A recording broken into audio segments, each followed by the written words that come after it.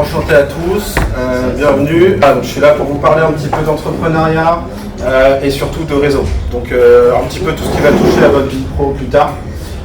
Donc moi je fais partie aussi de la USME, donc je suis là aussi pour vous aider pour la suite, tout ce qui va être stage et compagnie. Donc n'hésitez pas à faire appel à moi par la suite. Voilà. Donc moi là-dedans, qu'est-ce que je fais? Pourquoi je suis ici, pourquoi je suis légitime de venir vous parler un petit peu d'entrepreneuriat, etc. Déjà, c'est quelque chose qui va vous parler un petit peu, c'est que je suis fondateur d'Xtreme. Donc j'ai fondé Xtreme pendant que j'étais à l'école. Et le fonctionnement que vous allez voir en association, c'est exactement le même fonctionnement que vous allez avoir en entreprise, mais avec des vrais objectifs. Parce qu'en association, effectivement, on est là pour s'amuser. Par contre, il y a quand même du management de personnes, des événements organisés, des soirées comptées, etc. Vous allez fonctionner de la même manière avec des budgets, des gens. Et surtout, vous devez faire le travail de com autour de vos événements. Et ça, c'est effectivement la partie la plus tricky pour vraiment arriver à avoir son événement qui est une réussite et avoir son équilibre budgétaire et pas faire de perte de sous à son assaut. Voilà, donc pour moi, c'est évident que le réseau, c'est la vie. C'est vraiment un super pouvoir. Vous prenez votre téléphone, vous appelez quelqu'un, vous avez une réponse à n'importe quelle question. Ou alors, vous êtes capable, vous faites le lien vers votre réseau. Donc, en fait, au lieu d'être une seule personne, vous êtes le potentiel de X personnes. C'est une loi des probas. Tu contactes une seule personne, tu n'as pas de réponse, c'est normal. Tu en contactes 10, tu as 8 réponses dessus. Et par contre, tu n'as que 4 réponses. C'est comme ça que ça fonctionne le réseau. C'est pas une réussite à 100%. Par contre, c'est une très grande probabilité d'avoir beaucoup plus de chances d'atteindre ton objectif à travers ton réseau. Puisque tu ne fonctionnes plus avec des inconnus, mais des gens qui vont avoir un lien avec toi ou potentiellement ta famille professionnelle. Voilà. Ensuite, on fait aussi tout ce qui va être conférence, mais un petit peu plus professionnel, un peu d'aide à la formation en continu. Et ensuite, ça va être tout ce qui va être potentiellement communication de vos différents, de ce qui peut intéresser la communauté d'ingénieurs. Et après, pour tout ce qui va être recrutement, donc repartage de CV, d'offres, etc. Et vous avez déjà une job plateforme sur la ISME. Et quand vous entrerez dans vos entreprises, il faut que vous puissiez voir toutes les offres d'emploi que vous avez pour des ingénieurs. Si vous m'aimez moi, vous allez aimer mes copains. Ils ont le même profil. Du coup, la plateforme est entièrement gratuite pour les recruteurs. Donc toutes les offres peuvent être publiées là-dessus. Donc si vous avez votre entreprise aussi plus tard, vous pouvez publier toutes vos offres gratuitement et vous allez tout de suite toucher directement des susus et des ingénieurs. Donc voilà, ça c'est les points principaux. Est-ce qu'on peut, avec la ISME, on peut regarder un peu les stages de cette fin d'année ou pas? Bien sûr, c'est fait pour. Il y a un groupe LinkedIn aussi à ISME dans lequel on balance aussi pas mal les CV, même de stage, et quelques offres d'emploi. Ensuite, ce qui est encore mieux, c'est d'aller récolter des mots-clés, c'est-à-dire que vous allez voir les différents susus, vous voyez dans quelle boîte ils bossent et vous faites des candidatures spontanées. Pour tous les stages et les trucs comme ça, les candidatures spontanées marchent beaucoup mieux que le reste, sauf pour les grandes boîtes où il faut parfois prendre le chemin qui nous est imposé. Pourquoi? Parce que quand vous arrivez avant l'offre, vous êtes le seul candidat. Vous publiez une offre, vous avez plus de candidats que de gens que vous pouvez prendre. Et donc, en fait, c'est vous qui allez prendre le contrôle du recrutement, puisque en fait, eux, ils se retrouvent face à un choix. Soit ils vous prennent, soit ils publient une offre et ils se font chier à faire des entretiens. Moi, je peux vous dire que de l'autre côté, pour avoir fait du recrutement, si j'ai déjà des profils sympas dans ma boîte mail, je ne vais pas aller me faire chier à aller interroger toute la planète pour essayer de trouver quelqu'un. Donc voilà, dans mes autres activités professionnelles, c'est vraiment ce qui va vous permettre de mapper un écosystème de manière extrêmement précise. Typiquement, je veux bosser dans l'énergie, je vais voir tous les syndicats de l'énergie, et eux, ils ont des listes sur leur site, gratuitement, un annuaire en ligne avec toutes les boîtes qui cotisent pour l'association et donc qui travaillent dans les différents groupes de travail, etc., les différents événements que font ces différentes associations. Vous avez là une manne absolument démentielle de mots-clés, de noms d'entreprises et de pistes pour pouvoir chercher ou faire du business. Les associations pro, en plus en France, c'est vachement subventionné, ils ont toujours quelqu'un en permanent, du coup ils peuvent répondre aux mails et les annuaires sont plutôt bien maintenus. Donc ça c'est vraiment top. Et donc moi par les actions que j'ai faites par NanoSense dans cette association-là, on m'a proposé de devenir un des responsables com. Donc maintenant j'ai pris la voie de la filière de la qualité de l'air. Et du coup quand je parle aussi pour l'association. Donc quand je me présente, Je me présente en tant qu'Yann Poisson, en tant que NanoSense, en tant que FIMEA, en tant qu'AISME, et bientôt aussi en tant qu'entrepreneur, mais sur mon projet perso, qui s'appelle FeedView. Voilà, il faut toujours aussi essayer de développer vos réseaux pro et perso individuels. Donc ça, tout ça, je le fais pour NanoSense, un peu pour vous, etc. Mais par exemple, le LinkedIn, qui est une putain d'arme maintenant, ça, c'est à vous de commencer à le bosser, à le travailler. Votre premier axe en plus, c'est les susus, c'est facile. Vous avez fait les mêmes choses, vous avez les mêmes centres d'intérêt, et en plus, vous pouvez potentiellement vous refiler des infos, des jobs ou des CV. LinkedIn, c'est vraiment le réseau pro par excellence, et ça marche vraiment de manière incroyable, avec un petit peu de volonté, 2-3 trucs vraiment faits à l'arrache. Je suis pas graphiste, hein. On s'en fout. Enfin, en quelques jours, vous apprenez à mettre 2-3 trucs dans vos couleurs à l'arrache. Vous essayez de mettre un peu en place votre message, vous pensez à la place de ceux qui vous lisent, et en quelques mois, vous pouvez vraiment monter assez haut et avoir un reach beaucoup plus impressionnant, et surtout c'est gratuit. Et ça, dans l'entreprise, ça n'a pas de prix. Vous êtes censé être organisé, ou au moins être capable de vous organiser quand vous êtes dans une structure, et la manière dont vous allez vous organiser va souvent vous orienter soit vers l'échec, soit vers la réussite. Et le plus dur quand on est en entreprise, c'est bien évidemment de s'organiser avec les autres, de piloter le temps des autres, et éventuellement de se positionner par rapport aux tâches qu'on nous a fournies et que les autres peuvent nous fournir. Ensuite, dans tout ce qui est environnement, petite boîte, start-up et compagnie, le financement, ça va être la clé. Donc là, ça va être assez compliqué à mettre en place. Mais par contre, il y a plein de choses qui peuvent être faites. Il y a beaucoup de portes qui sont en train de s'ouvrir. Donc votre premier interlocuteur, ça peut être votre banque. Ensuite, vous allez avoir tout ce qui va être associatif, comme Réseau Entreprendre, Moveji, etc. Donc, tous ceux qui sont un peu dans les lab makers et qui traîneront sûrement un peu avec Sudricube, vous pourrez voir un petit peu aussi ce genre de choses. Et en fonction des étapes, vous allez ensuite chercher des prêts d'honneur et après potentiellement les faire des levées de fonds, les fameuses levées de fonds dont on entend beaucoup parler à différents moments de votre structure. Et ne jamais oublier que tout ça, ça ne vaut pas une putain de rentabilité sur vos produits, sur ce que vous vendez. Si vous avez une rentabilité énorme sur ce que vous vendez, il vous suffit d'un peu de financement au départ pour vraiment décoller. Par contre, si vous essayez de jouer sur des petites marges, vous allez vraiment aller devoir chercher un gros marché qui va demander un bel investissement pour pouvoir avoir des retours sur investissement.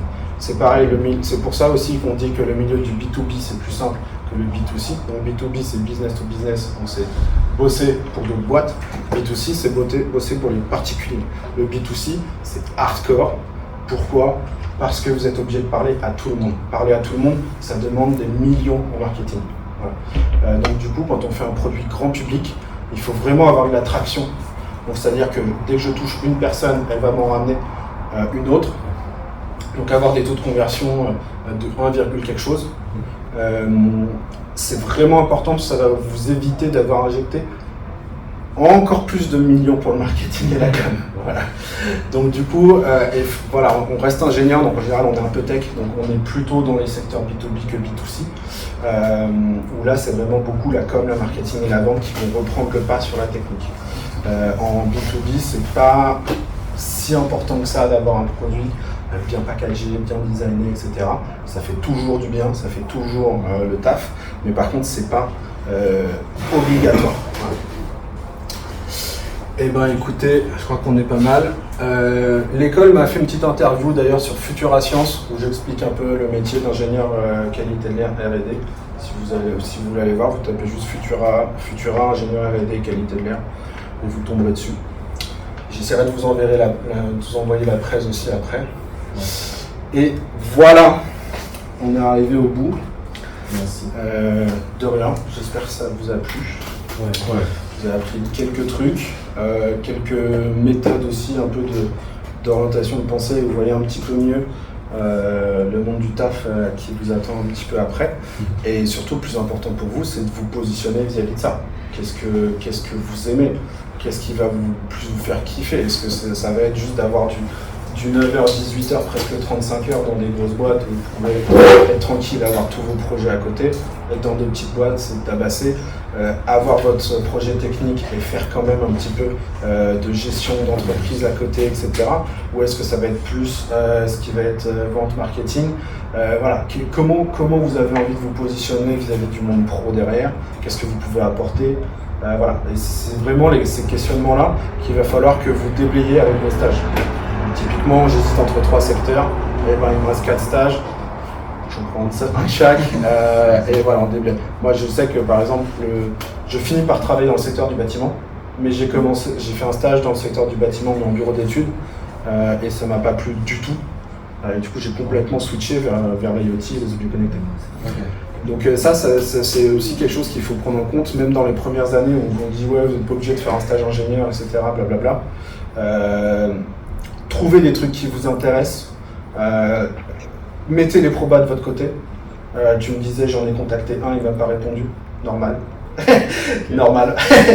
C'est voilà. Plus vous êtes ingénieur, vous n'êtes pas con. Plus vous mettez les chiffres de votre côté, plus vous allez avoir de chances même d'avoir plusieurs stages et de pouvoir choisir celui qui vous plaît le plus. Et en plus, vous allez pouvoir en filer à vos potes. Et en plus, du coup, vous êtes bien avec 3 boîtes puisque vous leur avez filé des gens. Et du coup, à la fin de votre stage d'études, vous êtes sûr d'avoir un job. Parce que vous avez 3 boîtes qui peuvent vous accueillir. Vous voyez la puissance où c'est juste la différence entre avoir envoyé 20 demandes et entre en avoir envoyé 50, 100, 200. Voilà. Donc c'est vraiment, le but c'est de mettre tout de son côté. Donc aller chercher des mots-clés, aller chercher des gens qui travaillent directement dans les secteurs. Privilégier les coups de téléphone. Dès que vous allez avoir quelqu'un au téléphone, vous notez tout ce qu'il dit. Celui d'après, vous lui posez les questions avec ce que vous avez dit le premier. Le 3e, il croit que ça fait 5 ans que vous bossez dans le secteur. Ouais. C'est ça le réseau. C'est ça la puissance d'arriver avec un focus dans un secteur et de grignoter tout ce qu'il y a autour.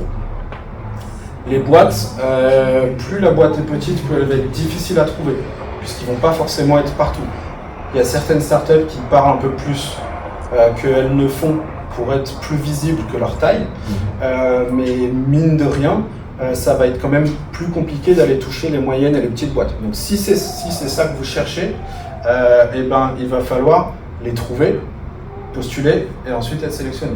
Donc il faut, c'est pour ça que c'est extrêmement important d'arriver à savoir un peu quels sont les secteurs qui vous intéressent pour les mapper le plus vite possible. Ça va vraiment vous permettre de parler comme quelqu'un du secteur, d'avoir les infos des gens du secteur. Vous savez pas comment ils appellent eux un ingénieur, un électronicien. Ça peut être un dessinateur projeteur, ça peut être... Il y a vraiment des mots-clés un peu chelous dans le monde pro. Donc vraiment essayez de vous trouver 2-3 alliés. C'est pour ça que les Susu c'est vraiment top, parce que vous allez en contacter 5, il va y en avoir 4 qui va répondre sauf celui que tu as eu. Et ça va vous permettre d'avoir des gens au téléphone et de récupérer vraiment vos mots-clés, les noms de boîtes, comment ils fonctionnent, quelles sont les associations du secteur, et un petit peu tout ça. Essayez toujours aussi de vous positionner au sein d'un réseau et d'être au milieu de tout le monde, parce que dès que quelqu'un va avoir besoin de toute cette partie-là, si c'est que vous êtes là, tout va repasser par vous. Du coup, ça va vraiment vous permettre de vous positionner et de fournir non pas simplement vos services, mais les services de tout le secteur qui est derrière vous, que le mec ne connaît pas. Vous n'avez pas besoin d'être les meilleurs, vous avez juste besoin d'être meilleur que votre interlocuteur. En tout cas, d'avoir plus d'informations que l'autre. Donc ça, c'est vraiment quelque chose à prendre en compte. Ensuite, vous êtes ingénieur, votre travail, c'est d'apprendre, peu importe le secteur, et de ne pas avoir peur de la technique. C'est les 2 seules choses qu'on demande à un ingénieur dans le monde du travail. Donc typiquement, si vous avez un poste avec une espèce de double casquette, mais saisissez-le, parce que c'est top. Ça vous permet vraiment de monter en compétence sur plein de choses. Et il faut savoir que on peut être meilleur que 90% des gens avec très peu d'investissement et très peu de temps. Puisque la plupart des gens n'ont jamais entendu parler du secteur ou ont juste regardé pendant 10 minutes. Vous cherchez pendant 3 heures, vous connaissez déjà mieux que les autres. Vous cherchez pendant 2-3 jours, et vous êtes déjà meilleur que 90% des gens de n'importe quel secteur, de n'importe quelle écosystème de n'importe quel métier, de n'importe quel truc. C'est comme ça que c'est pour ça que c'est vachement intéressant tout le milieu entrepreneurial et des petites boîtes, parce que vous allez vraiment toucher à tout. Et moi je suis diplômé 2015, j'étais dans ma boîte directe. Et là typiquement je suis à l'aise de faire n'importe quel job dans une petite boîte. Okay.